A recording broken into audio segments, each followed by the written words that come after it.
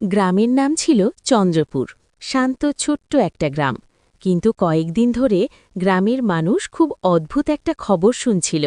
গ্রামের ভোটার তালিকায় নাকি এমন কিছু নাম আছে যারা অনেক বছর আগেই মারা গেছে। গ্রামের স্কুল শিক্ষক রাহুল একদিন ভোটার তালিকা দেখে অবাক হয়ে গেল। তালিকায় লেখা হরিপদ দাস, বয়স ৭৮। রাহুল বলল, এটা কিভাবে সম্ভব? হরিপদ কাকু তো ৫ বছর আগেই মারা গেছেন। এই খবর দ্রুত পুরো গ্রামে ছড়িয়ে পড়ল। সবাই বলাবলি করতে লাগল, তাহলে কি মৃত মানুষরাও ভোট দিচ্ছে? পরের দিন নির্বাচন অফিস থেকে দুজন কর্মচারী গ্রামে এলেন। তারা পুরো তালিকা নিয়ে তদন্ত শুরু করলেন।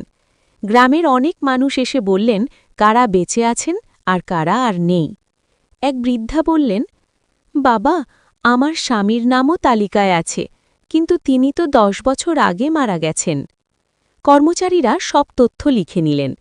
কয়েকদিন ধরে তারা বাড়ি বাড়ি গিয়ে যাচাই করলেন। এক রাতে রাহুল বাড়ি ফেরার সময় হঠাৎ কবরস্থানের পাশ দিয়ে যাচ্ছিল। বাতাসে অদ্ভুত শব্দ হচ্ছিল। হঠাৎ মনে হল কেউ যেন ফিসফিস করে বলছে, আমাদের নামটা মুছে দাও। রাহুল ভয়ে কেঁপে উঠল।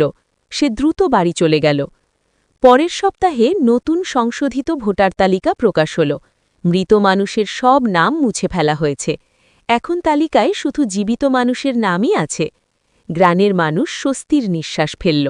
রাহুল হাসতে হাসতে বলল, দেখেছ, এখন আর কোনো ভূত ভোট দিতে পারবে না। সবাই হেসে উঠল, আর চন্দ্রপুর গ্রাম আবার শান্ত হয়ে গেল।